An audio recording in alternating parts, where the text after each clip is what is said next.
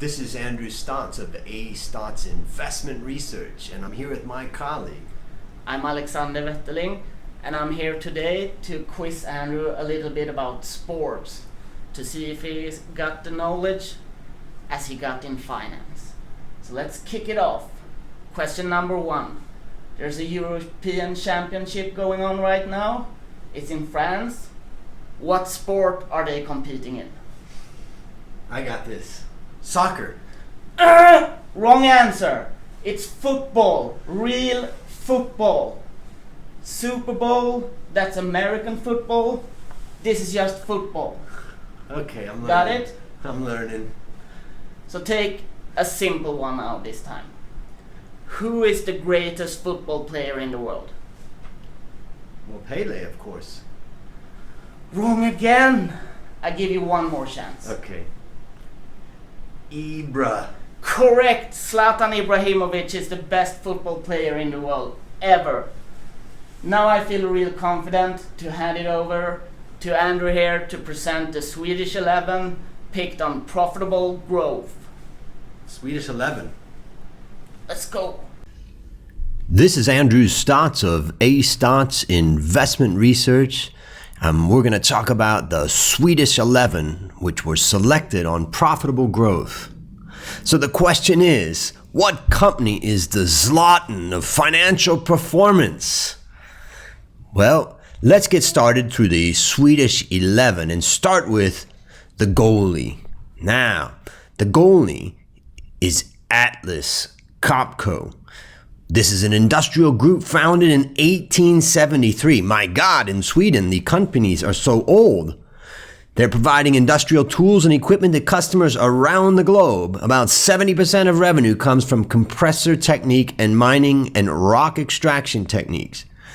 The cool thing about this company is that their 5-year profitable growth score has been number 1.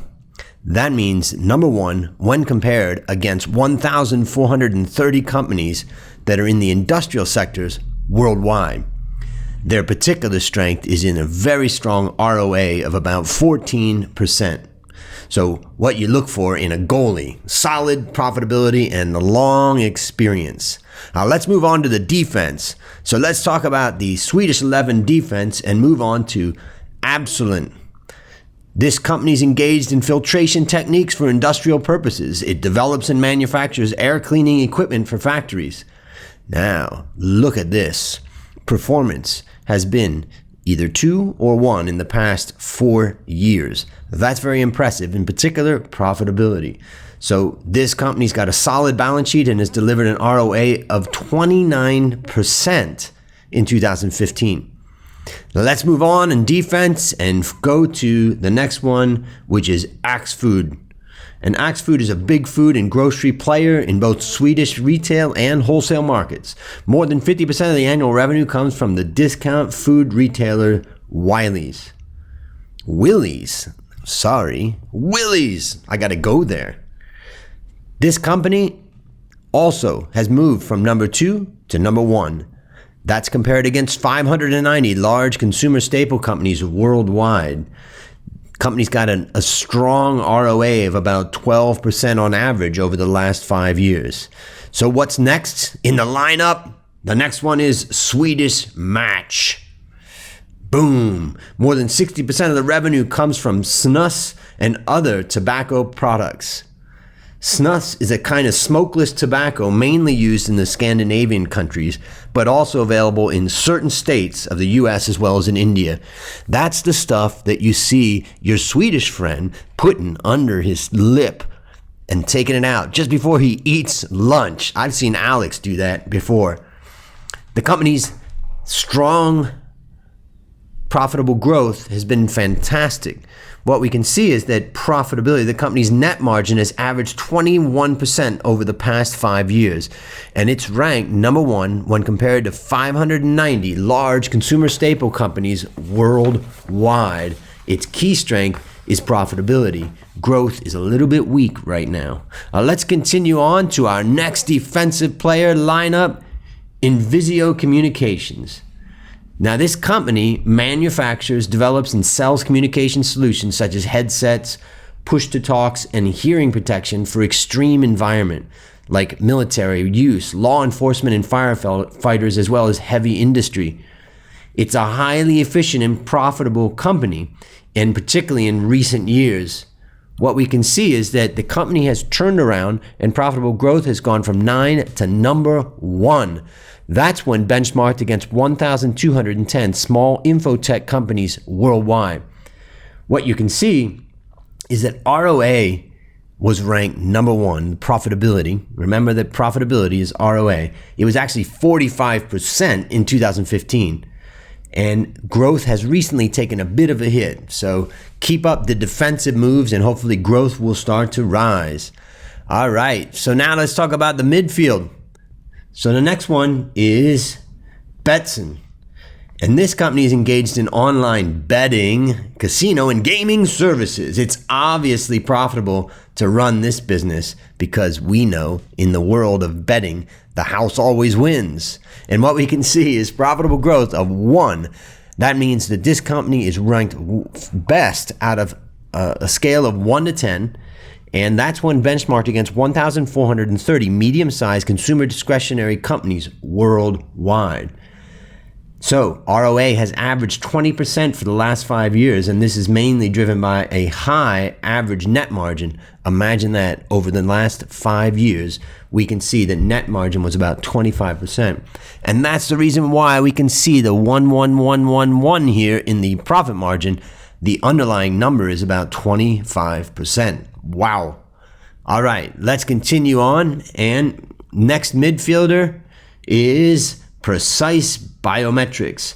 This company develops smart cards and fingerprint readers for computers and mobile devices. Now, take a look at this profitable growth. It went from 9 to 10 and then a turnaround to 8 and then up to 4. Now, this is a bit of a wild card as it's been in the red for quite some time and it's only recently had a real strong profitability improvement. And we can see that that profitability improvement really came in the most recent period where we moved from 9 to 4. Growth has been doing quite well. So we picked this one as if the company can continue to improve its profitable growth, it will drive long-term value in the business. So good future potential here with Precise. Let's continue on. The next midfielder is Fingerprints. Now, Fingerprints develops and produces, my gosh, in Sweden, they got a lot of high-tech people and companies. This company produces biometric components and technologies. Do you have a smartphone where you can scan your fingerprint instead of using a PIN code? I got that. Well, if it's, for example, a Huawei or Google Nexus or HTC, this company probably made the sensors. Now, let's look at its profitable growth. And again, we see another turnaround going from ranked at 10, 10, 10 to 1, 1. And that is against 1,190 medium-sized infotech companies worldwide. Now, its excellent performance in 2015 also made the price skyrocket this year. Remember, profitable growth is highly correlated with share price performance, and that's why we look at profitable growth. So the price increased by more than 10 times. So if we can find a company that's turning around before it turns around, that's the one that's going to improve. There's definitely a huge market out there for the company's products, but it's also a lot of competition in that space. So the question is, if Fingerprints can hold a decent share, then this company can stay on top. All right, the last midfielder is going to be Castellum. Now, this company is owner and manager of a commercial Swedish real estate. And we look at the profitable growth here, we can see it's gone from 5 to 5, then 7, then better to 3 and 3.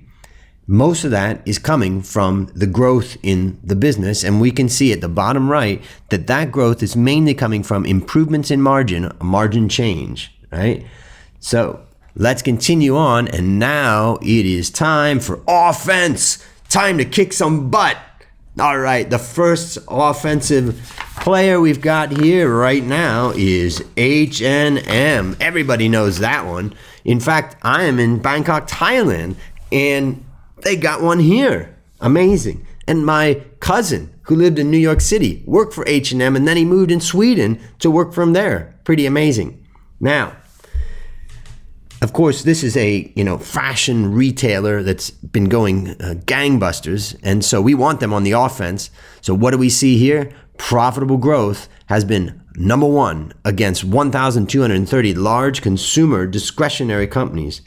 So this company has had a profitability, or ROA here, that's been ranked number one for the last 5 years. And on average, that's about 27% ROA. Now that's hot when fashion is selling cheap. The growth side of this triangle is a little bit more weak. We can see about a 7 on the growth, and that's coming from some contraction in margin, which is hard to prevent when your margin is so high and your ROA is 27%.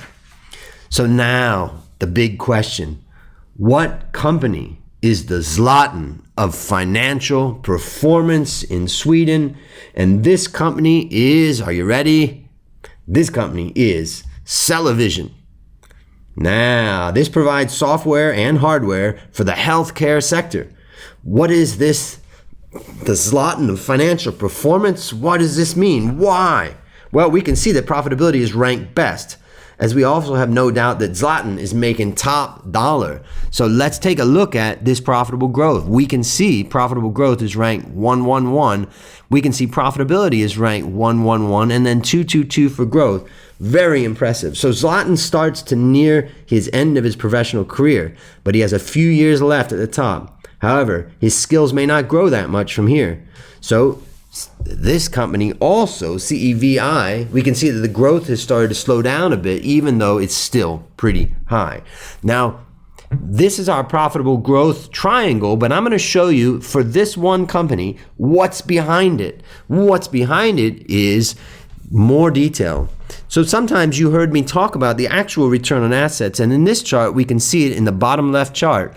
We can see the bars rising as return on assets rise for this company. And currently return on assets at 24%. If we look at, so that's profitability, let's talk about growth. We can see the profitable growth ranking up here, which is 11111. And we can see that EPS growth has gone 66, 68, 62%. It's amazing and massively outperforming the industry. If we move to asset utilization and we're looking at profitability, profitability is a combination of asset utilization and net margin. And we can see that this company is far outperforming other Swedish healthcare companies, which is the red line, and the world healthcare companies. And in its asset efficiency, that means it's getting 110 in revenue for every 100 that it has in assets. And we can see net margin has risen now compared to the others, which are actually falling, which we can see that here. These guys are rising and have a net margin of 22%. If we look through the growth aspect, we can see that growth was 222 in the prior 3 periods. And what we can see is that growth was in sales growth, which is the growth comes from 2 things when we think about the P&L. Either you grow your revenue or you expand your margin. And these guys have been growing revenue at about 10% in 2015 and 9% in the prior 12 months. And that's not super stellar performance, but it's enough to get them ranked at about number 5. But if we look at what's happening with their margin change, we can see that their margin of Swedish healthcare companies has been falling quite dramatically, and there's probably some exceptional item in there. We can see this little yellow bar is slightly above the global average, and that puts them in at a number 3, a ranking of number 3 right here, and a net margin change of 7, right? And that's the amount that the change has happened. So now, if we go through that, the last thing we want to say is, do you want to see these full details for all the Swedish 11? Easy. Just sign up below and get that full report for free. It's sitting on our computer and we're ready to send it to you. So we'll see you soon, and let's rock out in football in Sweden.